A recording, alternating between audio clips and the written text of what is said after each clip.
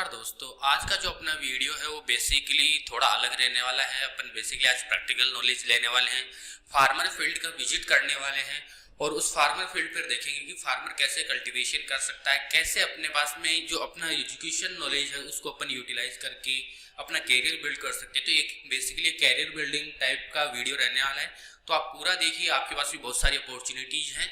तो अपन चलते हैं फार्मर फील्ड की तरफ। उसके बाद में इस वीडियो के एंड में आपको मैं कुछ शॉर्ट बातें भी बताऊंगा, तो उसको भी देखना ना भूले। तो चलिए स्टार्ट करते हैं, फार्मर फील्ड की तरफ चलते हैं। यहाँ से ज़्यादा दूर नहीं है, थोड़ा पास में ही है। तो चलिए स्टार्ट करते हैं फार्मर फील्ड की तरफ।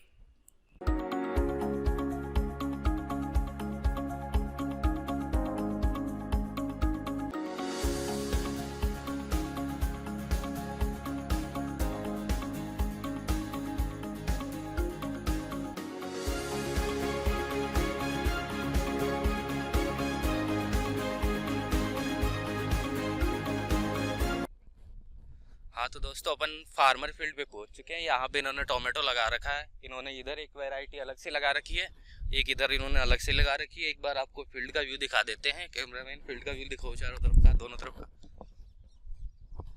यहाँ पे इन्होंने दो अलग अलग वैरायटी लगा रखी है और इनका प्रोडक्शन जो है वो आप अभी इन्हीं से महेंद्र जी से ही बात करेंगे जो इसका कल्टीवेशन कर रहे हैं। बहुत अच्छा प्रोडक्शन है। इस टोमेटो की वैरायटी को देखिए, एक ही पेड़ पे देखो इतने टोमेटो लगे हैं कि ये पेड़ ही नीचे गिर गया। तो यहाँ पे देखो, आपको अच्छे से दिख नहीं पा रहे होंगे, जूम करना थोड़ा। तो अब अपन चलते हैं महेंद्र जी के पास जो इसके कल्टीवेशन कर रहे हैं और उनसे जाकर इसके बारे में जानकारी लेते हैं, कैसे कल्टीवेशन किया, कैसे वो प्रॉफिट को मैक्सिमाइज करते हैं। तो चलिए अपन महेंद्र जी से मिलते हैं।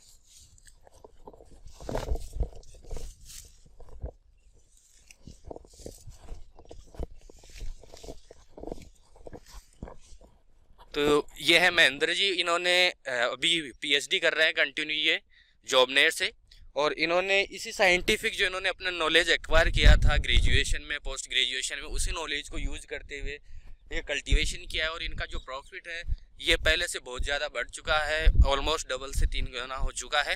तो इनसे अपन बात करते हैं कैसे इन्होंने इस कल्टीवेशन को किया है, कौन सी वैरायटी यूज की है, क्या फर्टिलाइजर यूज किया है, या कौन कौन से ऐसे स्प्रे यूज किए हैं जिससे ये प्रोडक्शन इतना ज़्यादा हो पाया है। उधर अगर आप देखोगे तो उधर भी देखो बहुत से टोमेटो लगे हुए हैं। ऑल्दो यहाँ पे ये जो फील्ड है अभी हार्वेस्ट हो चुका है, बहुत सी चीज़ें हैं, बहुत बार इसमें हार्वेस्टिंग हो चुकी है, पिकिंग हो चुकी है, लेकिन अभी भी इसमें जो प्रोडक्शन है वो एवरेज प्रोडक्शन से बहुत ज़्यादा है। तो आइए अपन उनसे जानते हैं। तो पहले तो आपका स्वागत है अपेक्स स्टडीज के ऑनलाइन चैनल। धन्यवाद सर। तो आपसे हम ये जानना चाहते हैं कि आपने इस प्रोडक्शन को करने के लिए सबसे पहले तो वैरायटी कौन सी यूज की और वो वैरायटी यूज करने का क्या पर्पस था आपका। और भी बहुत सारी वैरायटियाँ थी, और आपको रिकमेंडेशन किस बेसिस पे करते हो, और आप जो प्रोडक्शन कर रहे हो इस प्रोडक्शन में आप अपना नॉलेज कैसे यूज कर रहे हो जो आपने एक्वायर किया इतने दिनों में। तो आइए जानते हैं। साथियों, आप जो ये फील्ड में देख रहे हैं ये वैरायटी है सिजेंटा की 6242 वैरायटी। ये वैरायटी काफ़ी एक्सीलेंट वैरायटी है क्योंकि हमने इसके बारे में काफ़ी पहले ट्राई किया अलग किसानों से, तो उन्होंने काफ़ी अच्छा रिस्पॉन्स दिया इसके बारे में। तो हमने भी सोचा कि इसको ट्राई किया जाए। तो जैसे कि ये जो फील्ड देख रहे हैं, ये फील्ड हमने 25 दिसंबर को डायरेक्ट सीड सोइंग की, ना कि नर्सरी तैयार की। पहले हमने बिना नर्सरी तैयार किए डायरेक्ट पहले बेड तैयार की, बेड तैयार करके इसमें मल्चिंग का प्रयोग किया, मल्चिंग का प्रयोग करके दोनों साइड में छेद करके डायरेक्ट सीड सोइंग की। और एक जगह कम से कम 1 या 2 सीड लगाने रहते हैं। और जैसा कि 25 दिसंबर को इसकी सोइंग करने के बाद पहली तुड़ाई जो हमने स्टार्ट की वो 25 मार्च को की। तो इन्होंने बताया कि इन्होंने जो वैरायटी यूज की है उसका जो ऑलरेडी जो एक्सीलेंस थी वो इनको पता थी। यहाँ के फार्मर से भी इन्होंने लोकल एडवाइस ली थी और उसके बेसिस पे इन्होंने कल्टीवेशन किया। इन्होंने मल्चिंग की बात की है तो वो भी आपको दिखा देते हैं। जूम कीजिए, यहाँ पे देखो, इन्होंने देखो ये मल्चिंग कर रखी है और यहाँ पे इन्होंने छेद करके जो इन्होंने बताया कि अप्रोक्सीमेटली 2 सीड या 3 सीड इन्होंने यूज किए एक जगह, जिससे क्या हो कि अगर एक ना भी हो गए तो बाकी तो जो प्लांट बचे उनसे प्रोडक्शन मिल जाए इनको। तो आपने इनमें स्प्रे भी किया होगा? जी, हमने जैसा कि इसमें काफ़ी डिजीज़ होती है, जैसे कि स्टार्टिंग के अंदर जो नर्सरी डिजीज़ होती है पीथियम, जो तने ज़मीन के पास में तने गलन की समस्या होती है, उसका हमने ध्यान रखा शुरू में। और उस समय ज़रूरत होती है कि ज़्यादा पानी ना दिया जाए, जितनी रिक्वायरमेंट हो उतनी ही पानी की सप्लाई हो ड्रिप के थ्रू, क्योंकि ज़्यादा एक्सेसिव मॉइस्चर की वजह से पीथियम जो फंगस है उनकी संख्या ज़्यादा बढ़ सकती है और वो अटैक कर सकती है क्रॉप पर। तो इन्होंने बताया कि पीथियम के लिए इन्होंने अप्लाई किया है, स्प्रे भी किए हैं। और इन्होंने एक चीज़ और भी बताई है अच्छे से कि यहाँ पे क्या होता है कि फार्मर ये नहीं करते हैं कि उनको क्या लगता है कि पानी ज़्यादा देने से ज़्यादा होगा। तो इन्होंने बताया कि इस टाइम पे अगर पानी ज़्यादा दोगे तो वो भी क्या होगा, नुकसानदायक होगा। तो आपको पानी भी ज़्यादा नहीं देना है। और इसके अलावा अगर अपन बात करते हैं तो देखो प्रोडक्शन तो इनका, ऑल्दो मैंने यहाँ पे एनालिसिस किया, बहुत अच्छा है प्रोडक्शन इनका। हाँ, तो अभी महेंद्र जी ने बताया कि इन्होंने मल्चिंग की है और इसमें ड्रिप भी लगा रखी इन्होंने, मैंने अभी देखा है। तो आप जानते हैं इनसे कि इन्होंने ड्रिप और मल्चिंग ही क्यों यूज की, और भी मेथड थे वो क्यों नहीं यूज किए, तो बताइए महेंद्र जी इनके बारे में। साथियों देखिए, सबसे पहले आपके बारे में बताते हैं ड्रिप के बारे में। ड्रिप का सबसे बड़ा बेनिफिट ये है कि अगर पानी की आपके क्षेत्र में स्कैरिसिटी है, मतलब कमी है, तो उस कंडीशन में भी आप कम पानी की अवस्था में भी ड्रिप सिंचाई के द्वारा कम पानी में फसल को पानी की उपलब्धता करवा सकते हैं।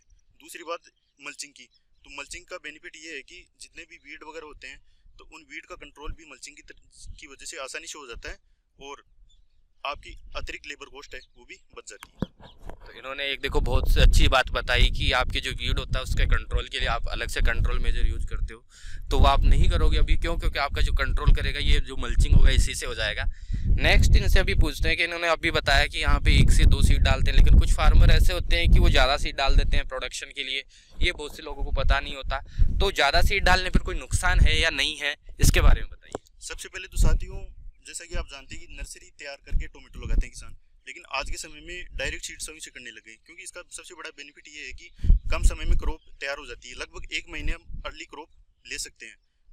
अगर अपन नर्सरी तैयार करेंगे तो उसमें 1 महीना नर्सरी तैयार में लग जाएगा, फिर दोबारा ट्रांसप्लांटिंग करेंगे तो उसे सेट होने में भी टाइम लगता है, तो वो टाइम अपन बचा सकते हैं।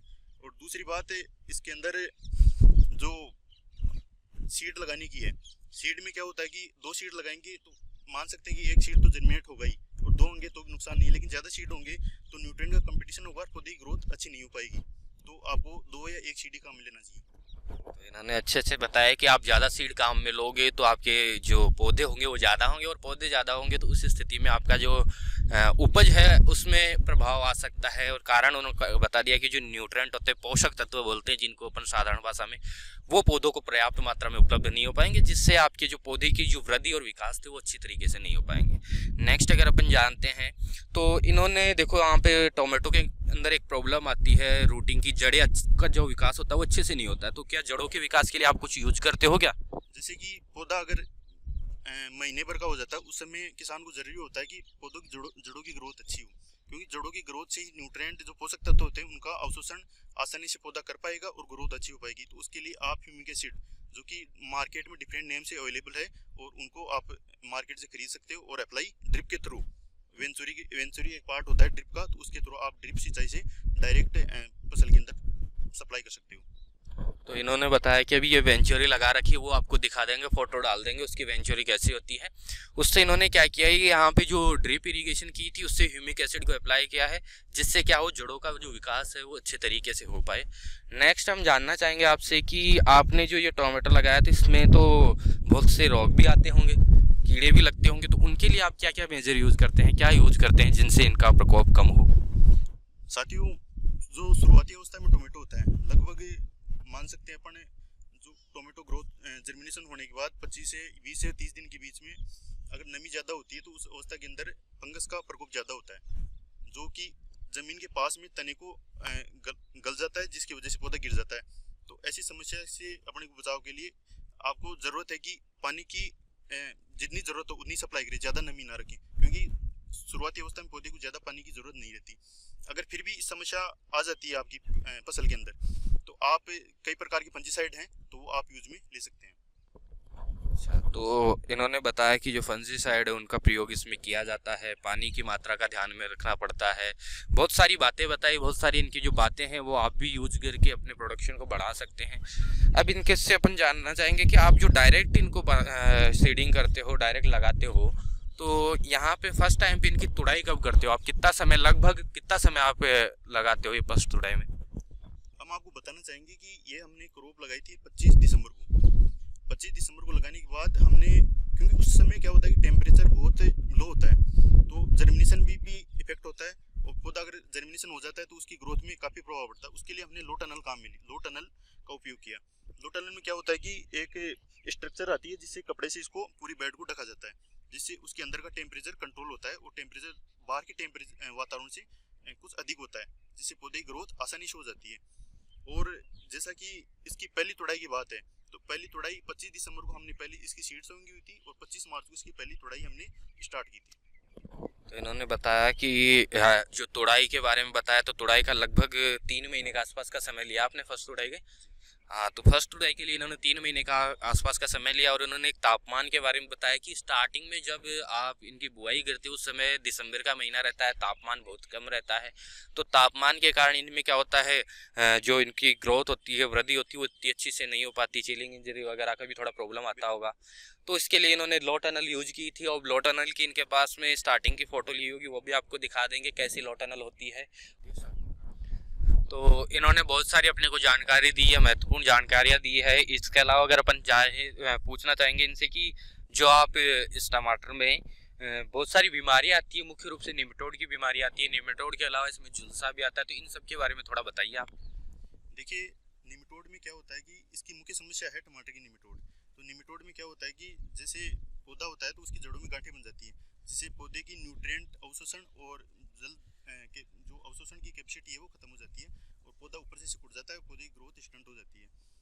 तो उस कंडीशन में आपको चाहिए कि पहले ही इसका ट्रीटमेंट करिए। इसके ट्रीटमेंट के लिए मार्केट में वेलम प्राइम के नाम से एक प्रोडक्ट आता है जो डिफरेंट कंपनीज निकालती है। उसके अलावा फिराडोन 2 kg पर बीघे के हिसाब से आप काम में ले सकते हैं। और इसके अलावा बात करें तो इसमें वायरस भी एक मुख्य समस्या है। तो वायरस में क्या होता है कि एक मक्खी आती है, सफ़ेद मक्खी, जिसे व्हाइट फ्लाई के नाम से जानते हैं, तो इसे फैलाने का काम करती है। तो इसके लिए आपको, वायरस में क्या होता है कि पौधे की जब प्रकोप होता है तो ऊपर की पत्तियां सिकुड़ जाती हैं, तो उसके लिए जितने भी सिस्टेमिक इंसेक्टिसाइड आते हैं वो आप काम में ले सकते हैं। और इस सिस्टेमिक इंसेक्टिसाइड में अगर बात करें तो एसिटामिप्रिड, डाइमिथोएट, इमिडा, तो ये आप काम में ले सकते हैं। और इसके अलावा वायरस के अलावा जो समस्या होती है, झुलसे की समस्या इसमें मुख्य होती है।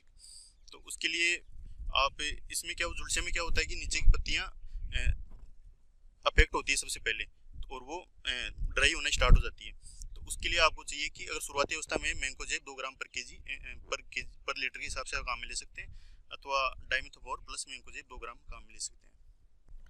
अभी इन्होंने बीमारियों के बारे में बहुत सी चीज़ें बता दी, अब इनसे पोषक तत्वों के बारे में जानेंगे, कौन कौन से पोषक तत्व प्रयोग में लाते हैं ये। देखिए, पोषक तत्वों के लिए बुआई से पहले एफओएम का प्रयोग करें आप, बिल्कुल सड़ी हुई गोबर की खाद का।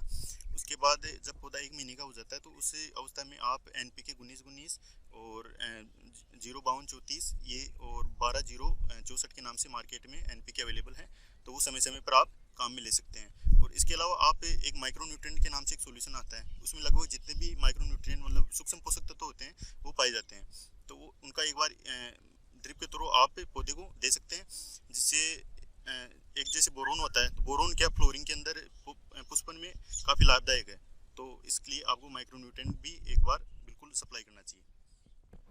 इन्होंने पोषक तत्वों के बारे में बहुत सी चीज़ें बताई है। अभी इनसे अपन जानेंगे कि जो फल लगते हैं, इनके फल का आकार बढ़ाने के लिए भी कुछ यूज करते हैं, कुछ प्रयोग में लाते हैं क्या। देखिए, जब फल लगने लगते हैं पौधे में तो उस अवस्था में आपको कैल्शियम नाइट्रेट 2 kg पर बीघे के हिसाब से काम में लेना चाहिए। कैल्शियम नाइट्रेट जो फ्रूट्स होते हैं उनकी साइज को बढ़ाता है और पौधे को मजबूती प्रदान करता है। तो इनसे अपन ने बहुत सारी जानकारियाँ ले ली है जो आपकी उत्पादन की दृष्टि से बहुत महत्वपूर्ण है। अब अपन लास्ट टॉपिक की तरफ चलते हैं कि देखो, आपके जो आपने जितना भी कृषि कार्य किया है, इन सब में उत्पादन एक महत्वपूर्ण प्रक्रिया होती है। अगर आपने सब कुछ कर लिया, उत्पादन नहीं मिला है, तो फिर ये तो उससे ज़्यादा नुकसानदायक है। तो इस स्थिति में आप इनसे जानेंगे अपन कि इनको लास्ट साल कितना उत्पादन मिला था और इस साल कितना मिल सकता है, कितनी आशंका है, क्योंकि अभी तो ये फसल चल रही है, अभी तो इसमें उत्पादन बाकी है, तो जानते हैं इनसे। देखिए, पिछली बार जो हमने टोमेटो लगाया था उसमें हमने 100 क्विंटल पर बीघे के हिसाब से उत्पादन प्राप्त किया था, और अब की बार हमारा जो जो फल लग रहे हैं उस हिसाब से हम देख के लग रहा है कि इसमें 150 क्विंटल पर बीघे के हिसाब से हमें उत्पादन निश्चित ही प्राप्त होगा। तो ये तो एक बहुत अच्छा उत्पादन है। इस दृष्टि से तो अगर अपन देखते हैं तो कृषि कार्य से भी एक एग्रीकल्चर ग्रेजुएट भी बहुत कुछ ले सकता है। जरूरी नहीं है कि आप जॉब लगो हर जगह। बहुत सी चीज़ें ऐसी भी है जो आप उस साइंटिफिक नॉलेज को अपने इसमें भी अप्लाई करके बहुत उत्पादन प्राप्त कर सकते हैं। इसके अलावा एक मुख्य विशेषता और बच गई है, अपन बात करते हैं मुख्य टॉपिक की, कि आपके पास उत्पादन तो है, लेकिन इस उत्पादन को मार्केट में ले जाने के लिए, बाजार में ले जाने के लिए जो ट्रांसपोर्ट फैसिलिटी है वो आपके पास में क्या है? देखिए, जैसा कि हमारा फील्ड है जो NH-52 नेशनल हाईवे 52 के पास में है, तो हमें ट्रांसपोर्टेशन ज़्यादा समस्या का सामना नहीं करना पड़ता। और हमारे ट्रांसपोर्टेशन के लिए जो मंडी की गाड़ियाँ हैं वो खुद फील्ड पे आती है और यहाँ हम तोड़ के रखते हैं, वो खुद यहाँ से लेके जाते हैं। तो इन्होंने बहुत सारी जानकारियाँ दी है अपने को, और इन जानकारियों में अपन ने बहुत सी चीज़ें जानी है, फील्ड के बारे में जाना है, कैसे उत्पादन करना है। आपसे मिलकर बहुत अच्छा लगा। आपने जो जानकारियाँ दी है अपने को वो बहुत महत्वपूर्ण जानकारियाँ है, उत्पादन की दृष्टि से बहुत महत्वपूर्ण है। हाँ, तो अपन ने अपना वीडियो कंप्लीट कर लिया है। यहाँ पे अपन ने महेंद्र जी से अपन मिले थे। टोमेटो जो टमाटर का कल्टीवेशन था उसके बारे में अपन ने बहुत सी बातें जानी, बहुत सी चीज़ें समझी। वहाँ पे अधिक तापमान कम तापमान का कैसे प्रभाव पड़ता है, ये सब चीज़ें वही लोग जानते हैं जो उनके बारे में अच्छे से पढ़े हुए हैं। अपन ने महेंद्र जी से बात की थी, वो भी अभी PhD कर रहे हैं कंटिन्यू अपने जॉबनेर यूनिवर्सिटी से। जो उनका मेन कैंपस है वो रारी के अंदर है, यानी जयपुर के अंदर है, जबकि जो उनकी यूनिवर्सिटी लगती है वो जॉबनेर यूनिवर्सिटी के अंदर आता है। और वो हॉर्टिकल्चर जो उद्यान विज्ञान है उसी से वो PhD कर रहे हैं। तो वो अपने नॉलेज को कैसे यूज करके अपने प्रोडक्शन को इतने हाई लेवल तक लेके गए हैं। 150 क्विंटल तक उनका पर बीघे का प्रोडक्शन हो रहा है। इस प्रोडक्शन को अगर अपन बात करते थे, बहुत ज़्यादा प्रोडक्शन है एक एवरेज फार्मर के कंपेयर में। और ये सब चीज़ें तभी पॉसिबल हो पाती है जब आपको एक अच्छा नॉलेज है। तो आप ये सोचते हैं कि अपने पास में ऑप्शन नहीं है। We are from agriculture. Agriculture एक ऐसा स्ट्रीम है जिसकी जो इम्पोर्टेंस है वो कभी खत्म नहीं होने वाली, क्योंकि इंसान है बिना दवाई के नहीं रह सकता, ये सब लोग जानते हैं। लेकिन क्या ये लोग जानते हैं कि बिना खाने के रहा जा सकता है? बीमारी के तो फिर भी 1-2 दिन निकाल दे, 5 दिन निकाल दे, लेकिन बिना खाने के कितने दिन निकालोगे? तो जो खाना है वो इम्पोर्टेंट है आपके लिए, फूड इम्पोर्टेंट है, और फूड के लिए एग्रीकल्चर इम्पोर्टेंट है। तो आज के टाइम पे जो रिसोर्सेज आपके पास वाटर लिमिटेड हो गया, लैंड लिमिटेड रिसोर्सेज है, तो इन लिमिटेड रिसोर्सेज को आप कैसे यूटिलाइज करो कि आपके पास में जो प्रोडक्शन है, आउटपुट है, आपका उत्पादन है वो बढ़ जाए। और ये सब चीज़ें आपने जो ग्रेजुएशन के दौरान या पोस्ट ग्रेजुएशन में आप जो सीखते हो, उन नॉलेज को अच्छी तरीके से यूज करके आप अपने कैरियर को इसी फील्ड में बना सकते हो, अच्छा कैरियर बिल्ड कर सकते हो। और नो डाउट आप जितना प्राइवेट एक जॉब में अर्न करते हो उतना उनकी पर डे की इनकम थी। अपन ने वहाँ पे बात की थी कि जो उनसे बात की, उनसे पूछा कि उनकी जो टोटल सीजन के टाइम पे अभी की जो एवरेज इनकम होती है, जो मिर्च लगा रखी है उन्होंने, टोमेटो लगा रखे और भी बहुत सारी सब्जियां लगा रखी है, तरबूज लगा रखे हैं, तो उन सब से उनकी जो एवरेज अपन बात करते हैं पर डे की इनकम 1 से 1.5 लाख तक हो जाती है, जो कभी भी पॉसिबल नहीं है एक प्राइवेट जॉब में। तो आप ऐसा नहीं है कि आप एग्रीकल्चर से हो और आप फील्ड की तरफ नहीं जाते। अपना जो एक्चुअल में नॉलेज है उसको यूज करना है, और यूज फील्ड के अलावा और कहीं यूज नहीं होता इतने अच्छे तरीके से। तो आप भी इस तरीके से जो आपने वीडियो देखा इसी तरीके से अपने नॉलेज को यूज कर सकते हो। इसके साथ मैं बताना चाहूँगा अपना जो सीरीज था कंटिन्यू, उसमें मंडे टू फ्राइडे तक या मंडे टू सैटरडे तक आपके एजुकेशनल वीडियो अपलोड करेंगे। हर संडे को अपन इसी टाइप की वीडियो लाते रहेंगे। और अगर आपने अभी तक हमें इंस्टाग्राम तक में फॉलो नहीं किया है तो इंस्टाग्राम में फॉलो कर लीजिए। यहाँ आसपास चारों तरफ कहीं पे लिंक मिल जाएगा, जो अपना इंस्टाग्राम हैंडल है वो मिल जाएगा, या फिर नीचे डिस्क्रिप्शन में लिंक है, वहाँ जाकर इंस्टाग्राम ज्वाइन कीजिए और वहाँ पे आप DM कर सकते हैं। आपके जो भी क्वेश्चन है हम वहाँ पे लाइव आएंगे, कल शाम को या फिर परसों लाइव आएंगे, तब आपके उन क्वेश्चन का अपन आंसर भी करेंगे। और नेक्स्ट वीडियो आपको किसके ऊपर चाहिए वो भी बता दीजिए, अगर पॉसिबल हुआ तो उसके ऊपर वीडियो बनाने की कोशिश करेंगे। आज के जो वीडियो है उसको यही भी खत्म करते हैं, इसी के साथ अपन अलविदा लेते हैं। धन्यवाद।